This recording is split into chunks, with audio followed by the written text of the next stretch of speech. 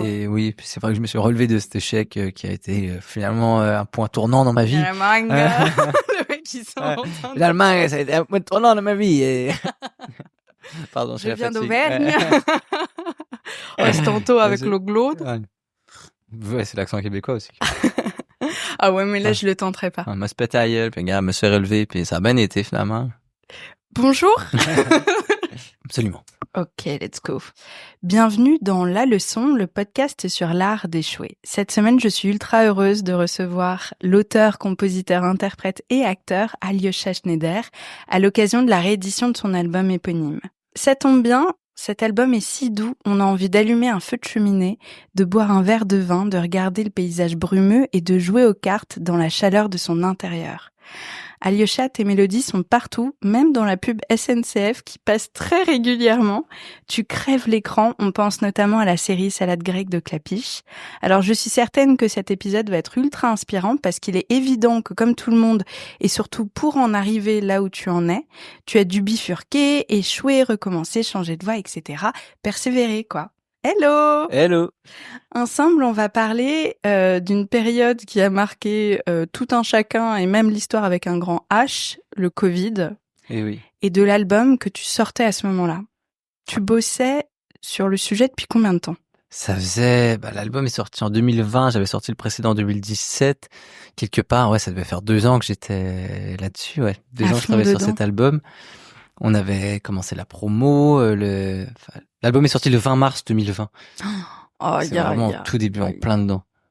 On devait te prévenir que ça allait commencer à sentir le roussi et tu devais te dire mais non, c'est pas possible, comme tout le monde, on n'y croyait pas à l'époque. En tout cas, on pensait pas on pensait pas à un confinement, ou même la première fois qu'on a parlé d'un confinement, on parlait de 2 semaines de confinement. Ouais, je me rappelle. Et le lancement de l'album était déjà dans ces 2 premières semaines. Et je me rappelle, j'étais avec mon groupe, on répétait pour le lancement, mais pour la tournée qui allait commencer. Et vraiment, quand j'ai eu le coup de fil c'est annulé. Si on était à Montréal et le lancement était à Paris, vous partirez pas. On n'a même pas fini la répétition, on a posé les instruments, on est rentré chez soi et oh the là rest là. is history.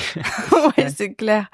Justement, c'est la question que j'allais te poser. Toi, t'étais pas à Paris à ce moment-là et tu devais bouger et commencer ta promo dans l'Hexagone pour cet album.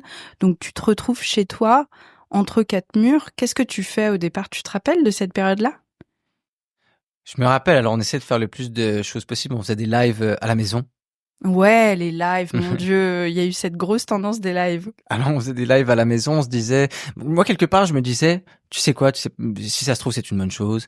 Enfin, c'est-à-dire non, clairement c'est pas une bonne chose, mais peut-être pour l'album, ça peut avoir un impact positif sur l'album. Parce qu'on se disait les gens vont être chez eux, ils vont avoir du temps pour écouter de la musique. Finalement ça n'a pas du tout été comme ça. Ça a été dur, à la fois comme c'était dur pour tout le monde.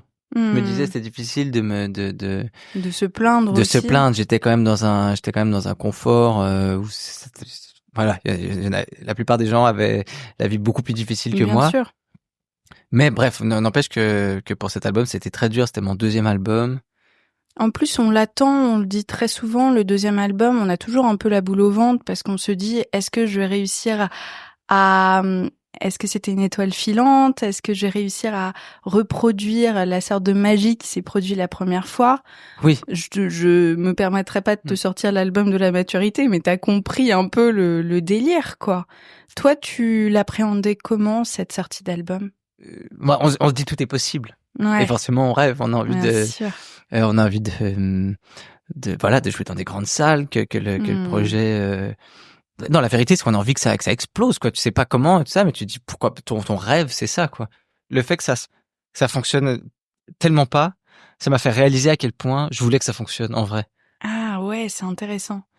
C'est qu'avant, je me disais, mon discours, si on veut, c'était de dire, je fais de la musique, et c'est tout, que ça marche. Si ça marche, tant mieux. Si ça marche pas, c'est pas grave. Et quelque part, c'est en partie vrai, mais j'enterrais un peu le fait que secrètement, je voulais vraiment que ça marche. Ok. Et que j'avais des rêves que j'assumais pas, en fait.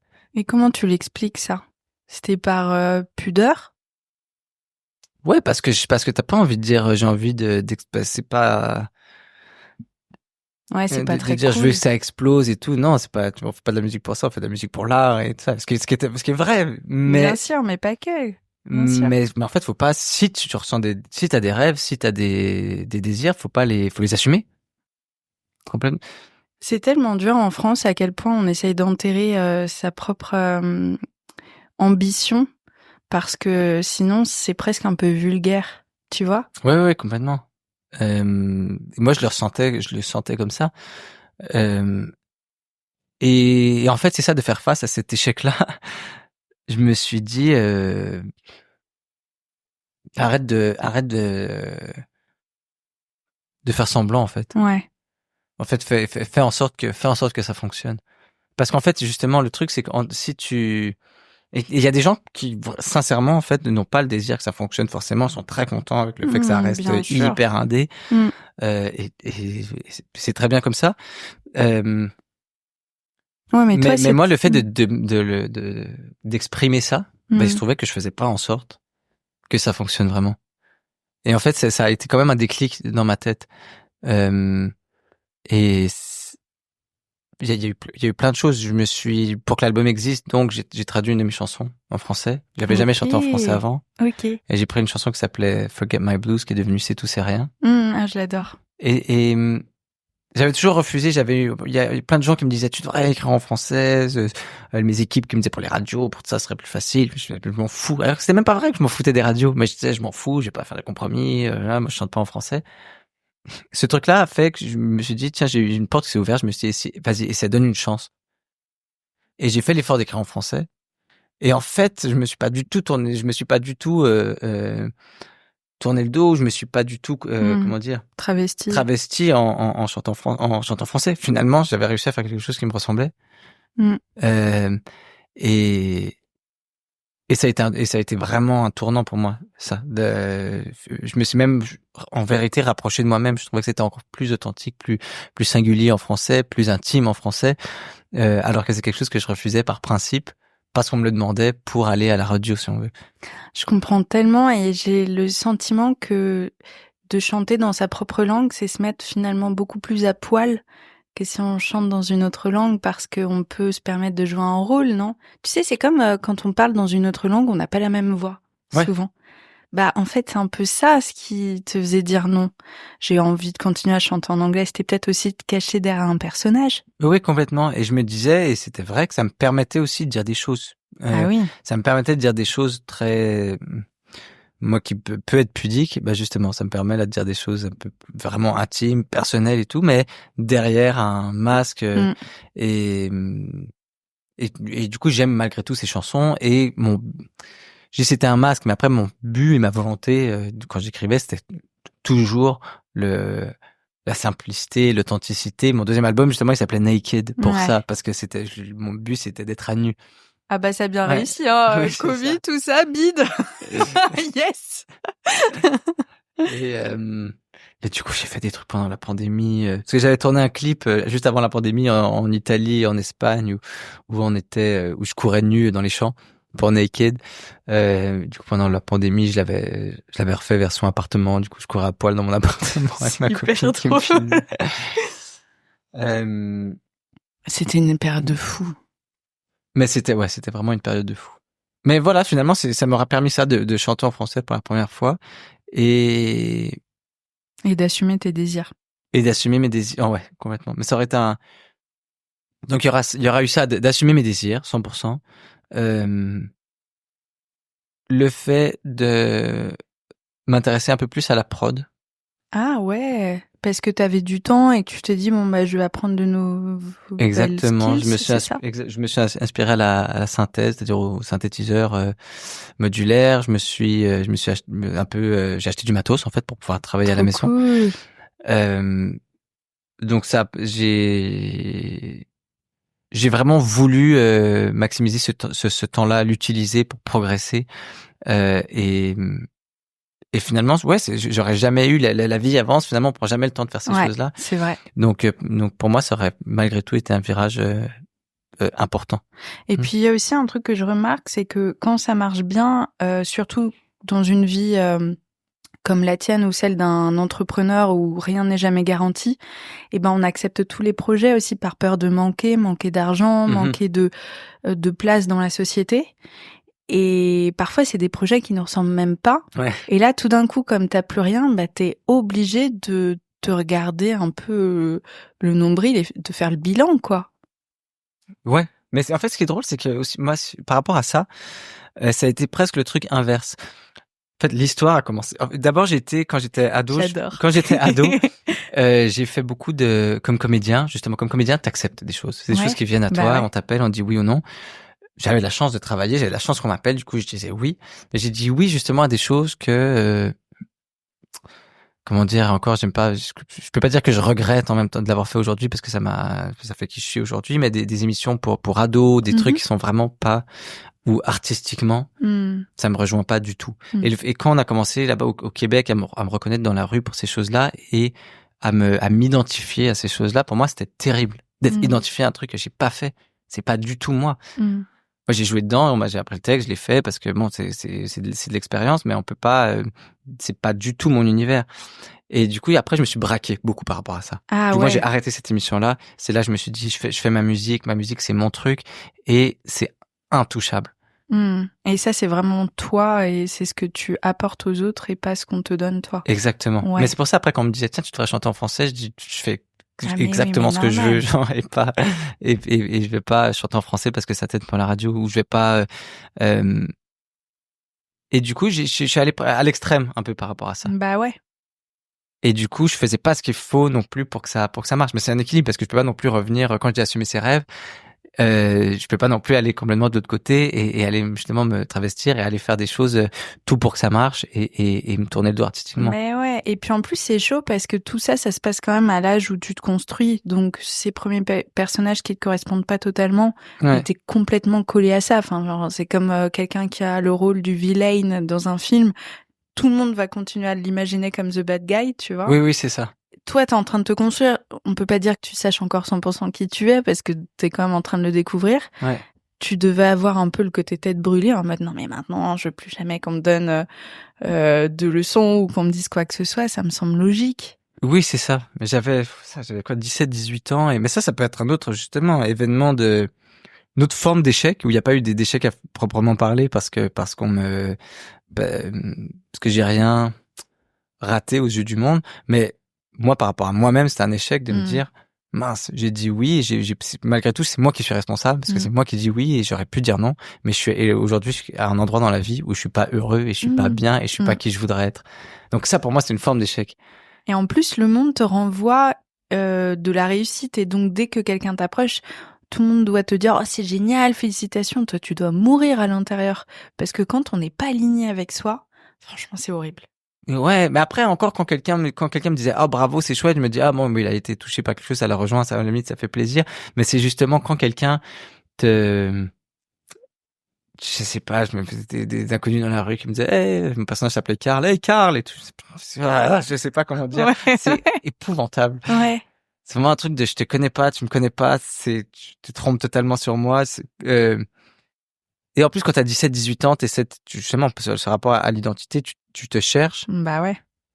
Et quand les gens ont un regard sur toi qui est pas toi, c'est vraiment compliqué. Donc, ça a vraiment fait que, voilà. Après, j'ai été un peu radical dans ce truc-là de vouloir être respecté. Parce que même après, quand j'ai commencé à sortir de la musique, ça, c'était terrible aussi. Au Québec, j'étais le gars de Tactique.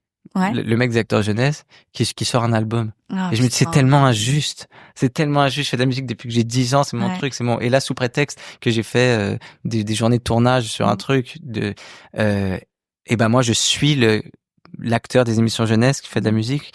Non, Ouais, mais en plus c'est perturbant à deux égards, c'est que donc il y a ce premier pan et il y a le deuxième, c'est que tout d'un coup tu vas vouloir faire de la musique aussi par revanche et c'est pas la bonne intention non plus, tu vois. Là maintenant ça y est, tu réussis à être vraiment toi et dépouiller tout ça parce que ce côté je vais faire de la musique pour vous prouver, vous montrer qui je suis, c'est pas la bonne intention non plus. Exactement. Mais c'est vrai que Après, ça peut être une source d'inspiration aussi, ça peut être un moteur, le truc de dire je veux plus ça. Ouais. Du coup, tu dis maintenant, regardez ce que je suis. Mais c'est dans la violence, quoi. Ouais. Mais il y a un truc d'émancipation aussi dans. T'es la Miley Cyrus ouais. de la folk canadienne. Voilà, donc j'avais vraiment ce désir. Ouais, exactement. Mais ce désir-là d'être respecté, de faire de la vraie musique, comme s'il y avait de la fausse musique, et parfois jusqu'à aller. Aller salir, je sais pas, c'est comme si je faisais un tableau et à la fin je mettais un grand coup de couteau dedans pour montrer qu'en fait c'est comment dire. Ouais, non, je vois trop ce que tu veux dire. Ça doit être hyper touchant quand tu réécoutes tes premiers titres, tu dois te dire oh, mon Dieu, le bébé qui voulait jouer au grand aussi, non? Tu sais, les toutes premières maquettes que tu sortiras jamais, tout ça quoi. Est-ce que oui c'est ça exactement, il y a beaucoup de ça. C'est trop touchant dans le fond. Ouais les trucs surtout je voulais vraiment écrire des trucs sages parce que ce qui me touchait c'était justement les grands chez Bob Dylan ou même chez Cat Stevens, tout ça, c'était des paroles qui sont un peu prophétiques, tout ça qui sont vraiment trucs de sagesse, d'expérience, c'est très biblique en fait, c'est inspiré beaucoup de ça, donc c'est vraiment dans ce qu'il écrit. Et moi, c'est drôle, oui, à 17 ans, d'écrire des trucs comme ça, de très, très sage. C'est drôle. Effectivement, ça me fait rire. Ou dans mes carnets, dans mes journaux. Mais à la fois, c'est touchant parce que tu découvres la vie et t'as l'impression d'avoir, bref. Moi, j'écrivais de la poésie. Dieu merci. Ce blog a disparu. J'ai même écrit un blog de poésie. Et tu regardes, mais t'as l'impression que c'est Gérard qui fume 2 paquets par jour et qui a vu passer une vie de désespoir devant lui, alors que j'ai 18 ans, je suis dans ma chambre de bonne. Et je voulais tellement, tu sais, mais je pense que tout le monde passe par une période un peu émo comme ça. C'est inévitable. Tu cherches la profondeur, c'est trop mignon dans le fond. Mais t'es obligé de passer par là. Oui, bien sûr. De ouf. Première chanson aussi, c'était naze, quoi. Ben, c'est obligatoire. Et sur le coup, par contre, et Dieu merci, on a l'impression que c'est bon parce que sinon on continue pas, tu vois. Enfin, je parle de moi. Non, je ne fais pas de musique. Ouais. Je dis on en règle générale, quoi. Non, mais t'as raison. C'est vrai que moi aussi, je me dis, j'ai continué à faire de la musique parce que tout de suite, quand j'ai commencé, on me disait, t'es bon, t'as du talent et tout. Du coup, je me disais, ça, c'est un truc où je suis bon, quoi. En fait, je l'écoute aujourd'hui, je me dis, ah ouais, j'avais confiance en moi, quoi. C'est ça qui m'a donné la confiance de continuer. Je me dis, quel... Et les gens trouvaient ça bon? C'est genre, what the fuck? Ouais, c'est ça, exactement. Mais, non, ou parfois c'est même un truc personnel où tu sens, mais en même temps, je crois que parfois tu peux aussi sentir ton potentiel. Et il peut y avoir une grosse différence entre ce que tu fais vraiment et ce que tu sais que tu peux faire. Ouais, mais parfois tu fais jamais ce que tu crois que tu peux faire.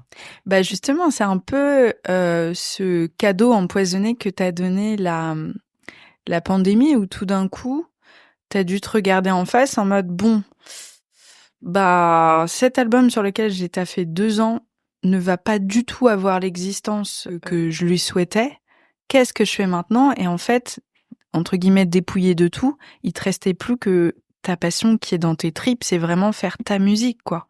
Dans le fond, une passion, mais qui est intacte pour la musique et comme une évidence, c'est ça.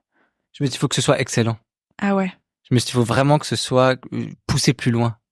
Être plus intransigeant. L'album, le dernier album, je l'ai fait sur 1 an et demi. Là où avant, je faisais 2 semaines de studio et c'était un peu ça. Je me dis, bon, bah, c'est ça que je fais aujourd'hui. C'est ça que sur le moment, et voilà ce que je vaux aujourd'hui, donc je le sors. Mais celui-ci, c'est vraiment plus peaufiné. Il y a des chansons où il y a eu 6 versions.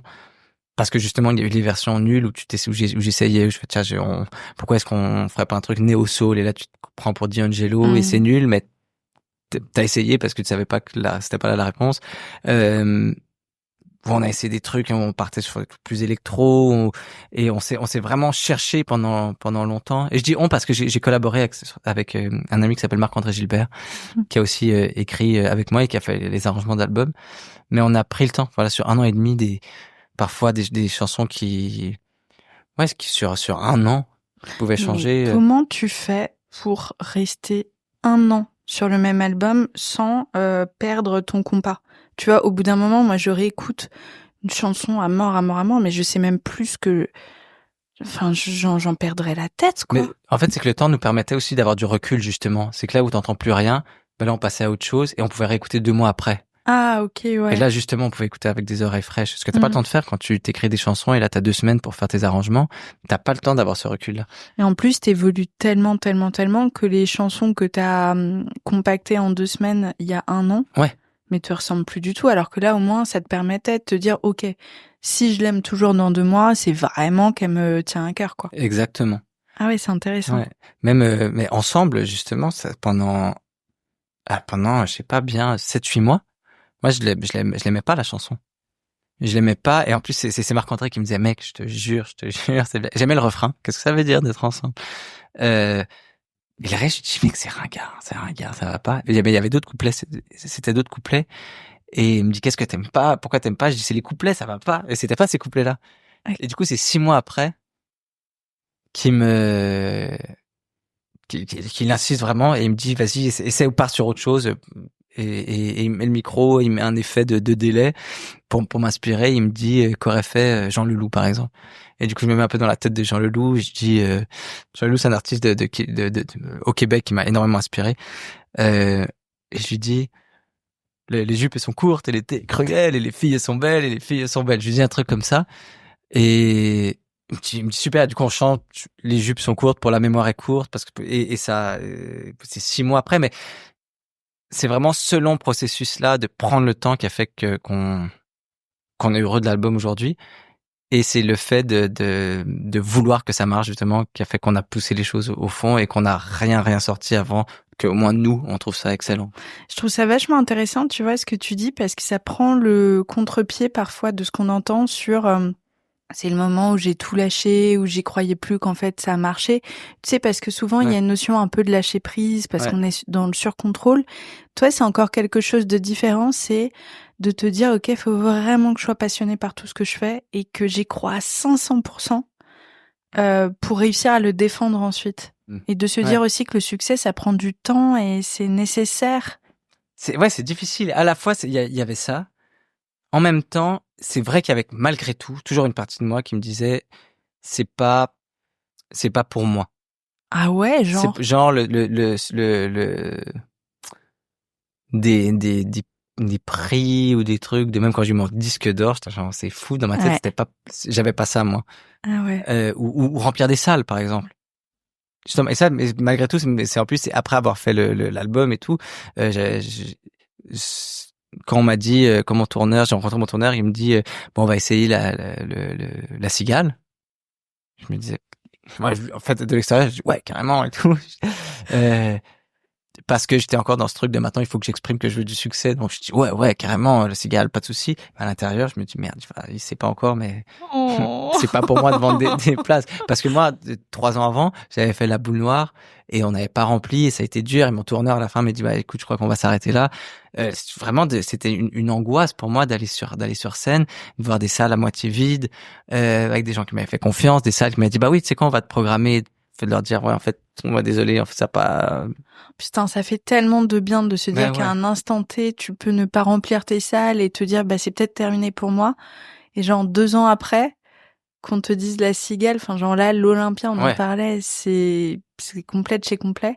Je te jure que ça fait trop de bien à entendre. Parce que tu te dis, parfois, il y a un instant T où bon bah c'est un peu cramé pour toi, mais ça définit pas la fin de ta vie, quoi. Tu vois, l'histoire s'écrit encore. C'est vrai que je m'accrochais beaucoup à ça quand on me disait, tu sais, Elliott Smith, ses premiers albums ils ont pas fonctionné. Je me disais ok bon. Bah ouais. Ou tu sais, en fait je les ai même en tête. Ou Dustin Hoffman, on lui a dit, tu sais que toi c'est à partir de 30 ans que ça a marché. Et du coup pareil, avant 30 ans, Dustin Hoffman il n'avait rien fait, mais je les connais ces exemples-là parce que pareil je m'accrochais à ça, quoi.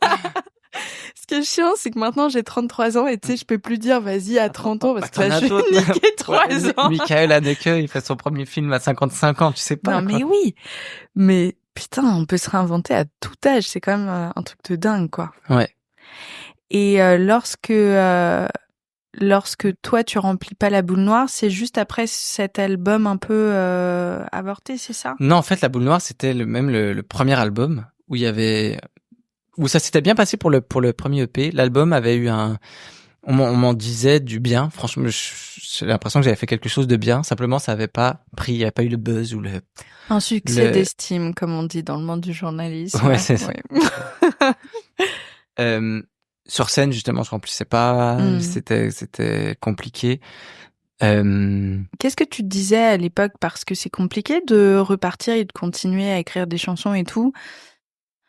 Quand tu te prends, tu vois, ce genre de moments qui sont pas évidents. Quand tu te remotivais après? Avec de la résilience, de me dire de toute façon, et c'est pour ça que je m'accrochais à ça aussi, de me dire de toute façon, je ferai toujours de la musique, et que le succès quelque part là importe peu. Je peux faire de la musique dans mon jardin et malgré tout, ce qui change, c'est qu'il y a moins de monde et tout ça, mais moi, ce que je fais, c'est la même chose. Et c'était vrai, et ça me, je disais que ça m'allait, mais malgré tout, je rêvais malgré que ça fonctionne. Et c'est pour ça que ce deuxième album, je l'ai fait dans cet état d'esprit-là. De me dire, en fait, vas-y, je fais ce que je veux, de toute façon, ça marchera pas. Non, j'ai envie de dire, et si, mais alors, et non, effectivement, bam, le Covid, putain. C'est dur quand tu te prends une claque comme ça, et je me dis surtout au bout de 2 ans où t'as fantasmé, t'as rêvé, et là, c'est même pas toi, c'est les circonstances. Ouais. Il y a une frustration énorme.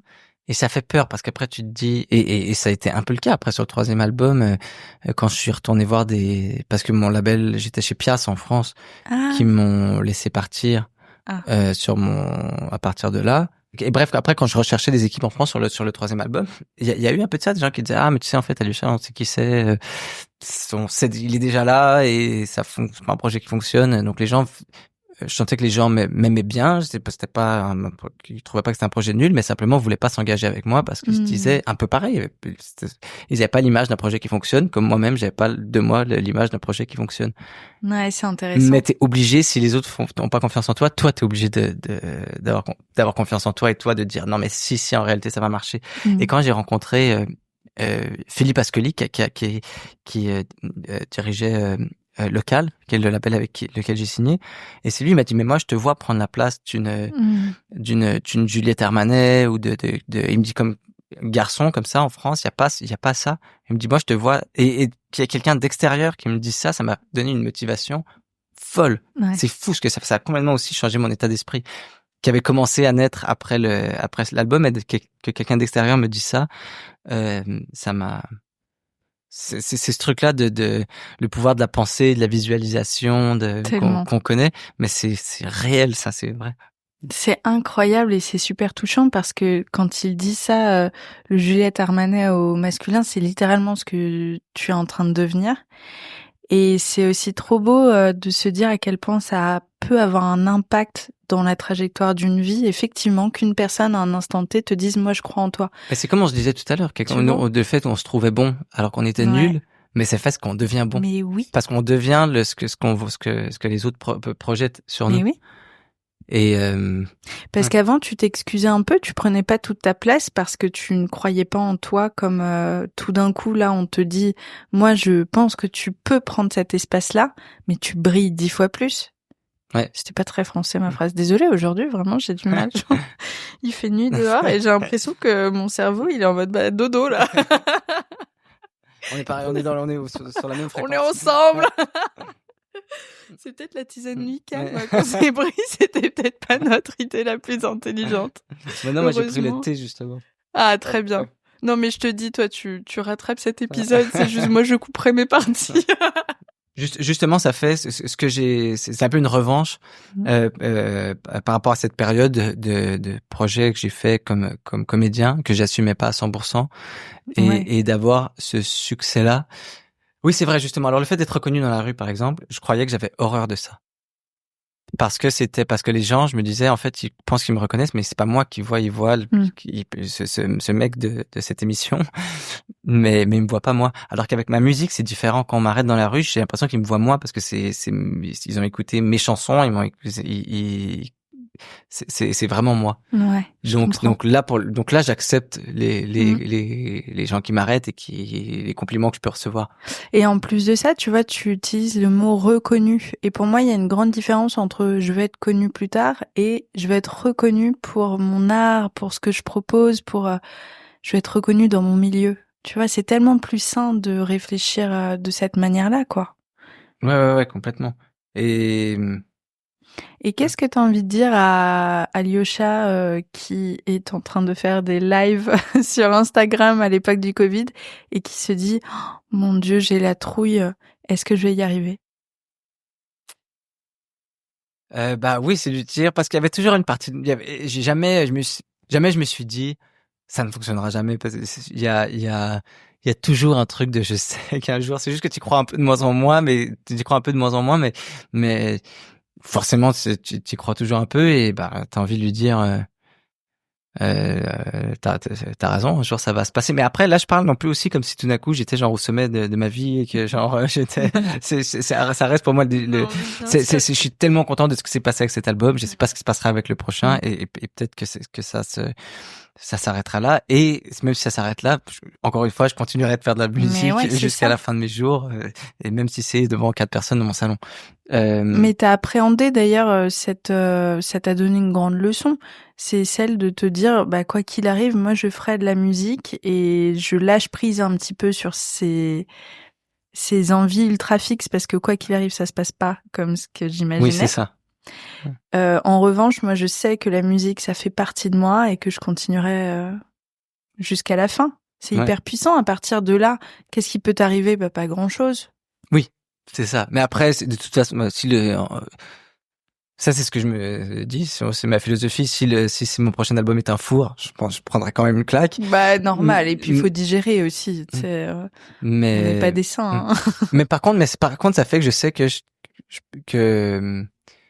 comment dire, que je prendrai quand même une claque si c'est un four après, mais je sais que je vais très bien survivre à ça et effectivement je vais continuer de faire de la musique et peut-être le prochain ira mieux mais pareil ça m'inspire toujours quand je vois j'ai été marqué par Taylor Swift qui apprend qu'elle est pas nominée aux Grammys, la pauvre, et qui est en larmes et qui se dit ok bah ça y est, c'est la fin. Elle encore justement, c'est après avoir connu un succès, là tout d'un coup elle se plante et elle pouvait pas si elle savait ce qu'il attendait après. Mais c'est trop émouvant quand on voit ces moments-là. Tu sais, il y a plein de vidéos sur Instagram avec des musiques inspirationnelles et tout, mais ça me prend à chaque fois parce qu'effectivement, tu te dis putain, mais c'est fou les destins et ce par quoi les gens sont passés et notre regard aussi à l'époque sur Taylor Swift. J'imagine que les gens devaient se dire bof, c'est une petite meuf de la pop. Oui. Tu vois. Mais effectivement, moi, ces trucs d'inspiration aussi, là où je peux parfois être dérangé et même dans ce que je dis là, je fais attention parce que je veux pas non plus que les trucs de success story, malgré tout, j'ai eu de la chance. J'aurais pu faire exactement la même chose que je te dis là et que ça fonctionne pas. Mais oui. Simplement, c'est vraiment les planètes qui ont été alignées. Aussi, c'est pas que de la chance, j'ai vraiment travaillé pour, mais j'aurais pu faire exactement le même travail et qu'il se passe rien du tout. Ouais, je suis d'accord, et puis ça fout trop la pression en plus, tu sais. Exactement. Mais bien sûr. Et en plus, c'est pas tout le monde qui comme je disais tout à l'heure, en fait, c'est pas tout le monde qui rêve de ça, de ce genre de succès-là, ou comment dire, le succès, ça se mesure pas forcément comme ça. Mais d'ailleurs, c'est même pas, je trouve, l'objet de ce podcast, c'est plutôt toi qui a réussi à être ultra aligné avec ce que tu aimes, ce que tu es et ce que tu veux. Oui, c'est ça. Tu vois? Parce que tu continues de le dire, en fait, moi, la chanson, c'est dans mes tripes, et si je chante dans mon jardin à la fin de ma vie, mais je le ferai quand même. Enfin, il y a un certain de truc dans tes tripes. Ouais. Et on n'est pas en train de parler, alors c'est incroyable ton succès, et effectivement, ça fait rêver, mais parce que t'es ultra aligné avec toi, et tu l'aurais peut-être pas eu ce succès si t'avais continué, tu sais, à chanter exclusivement en anglais et à essayer de faire en sorte de percer comme ce que tu voulais faire à l'époque, parce que bah c'est normal, enfin t'as 18 ans, tout le monde est dans ce mindset là à cet âge-là, tu vois. Ouais. Mais après c'est vrai que mes chansons en anglais et tout, il y avait un espèce de j'étais tellement convaincu que ça marcherait parce que le destin, parce que c'est comme ça et que je me suis dit je peux faire exactement ce que je veux. Et en fait de faire face à une résistance et de me dire en fait l'univers m'attendait pas. Ça t'a poussé plus loin. ça me dit exactement. Ça me dit en fait, il va falloir que tu bosses dur et que tu sois excellent, vraiment. Et encore aujourd'hui, j'ai ce truc-là de me dire, mince, est-ce que je suis pas, faudrait que je sois meilleur chanteur, faudrait que je sois meilleur musicien, faudrait que je sois. Non mais tant mieux, la vie elle est longue, sinon ce serait chiant, tu vois. Puis tu serais une tête à claque en mode, l'épisode serait insupportable. C'est ça. Disque d'or. Ouais, j'ai rencontré Alyosha. Non, ça va, il était sympa. Il m'a expliqué comment faire, de façon A plus B, comment avoir du succès. Il m'a mansplainé. Alors, il m'a même expliqué comment faire mon propre podcast. Je trouvais que c'était un peu border. Il y a un truc, aie confiance en toi. Allez, ciao bébé. Bye bye, du coup, c'est la fin de ce podcast. T'es sûr qu'on termine sur cette note-là? Non, peut-être que on va inspirer les gens qui nous écoutent. Quel est le message que, je sais pas, tu sais, un petit truc un peu pour motiver les gens qui sont en pleine phase de reconversion et de doute sur ce qu'ils veulent, ce qu'ils sont, etc. Ces phases ultra nécessaires pour se trouver, mais qui sont pourries, quoi, quand on les vit. Ouais. Mais en même temps, voilà, c'est dangereux parce que justement, il y a pas, c'est vraiment une question d'équilibre. Et même depuis tout à l'heure, j'ai l'impression qu'on est là-dessus pas pour changer quand on se cherche. On tâtonne, forcément. On va essayer des choses, on va se tromper, mais effectivement, quand on se trompe, quand on met un pied à l'extérieur, déjà, ça, on fait une espèce de cartographie de qui on est. On sait, ça crée une limite. Du coup, c'est comme ça qu'on se trouve, quoi. Ce qui est difficile, c'est qu'on tâtonne. Pour grandir, il faut un peu sortir de soi-même. Il faut faire un pas de côté. Mais le truc, c'est que si t'en fais trop, t'es à côté de toi-même. Et t'es plus toi. Donc, à la fois, je peux pas dire, bah oui, carrément, faites tous les pas de côté, comme sinon on grandit pas. Parce qu'il faudrait, mais on peut pas non plus juste ne pas faire pour une soi-disant intégrité, ne jamais faire ce pas de côté qui fait qu'on grandit. C'est vraiment compliqué, c'est trouver le juste milieu, s'écouter. C'est un peu sur le fil, son mauvais genou. Ouais, exactement. C'est marcher sur la crête, tenter des trucs et voir ce qu'on ressent à l'intérieur, peut-être aussi. Parce que parfois, on fait tellement un pas de côté que de toute façon, on se sent pas du tout à sa place ni aligné. Ouais. Donc, c'est chaque fois checker avec soi comment je me sens dans chaque nouvelle aventure. C'est ça, en fait. Ouais, complètement. C'est d'avoir c'est ce rapport entre avoir confiance et est-ce que la peur parfois est un bon indicateur. Parfois la peur c'est un ennemi, parfois c'est un ami. Donc c'est compliqué. C'est la vie est compliquée en fait. Ouais. Et bonne chance les copains. C'est ça. Brace yourself. Merci beaucoup Alyosha. Merci. Qu'est-ce qu'on te souhaite là pour les mois à venir? De continuer parce que les mois à venir sont tellement clairs, c'est-à-dire au niveau de c'est sais exactement. C'est ta tournée, c'est ça? C'est de la tournée. Ouais.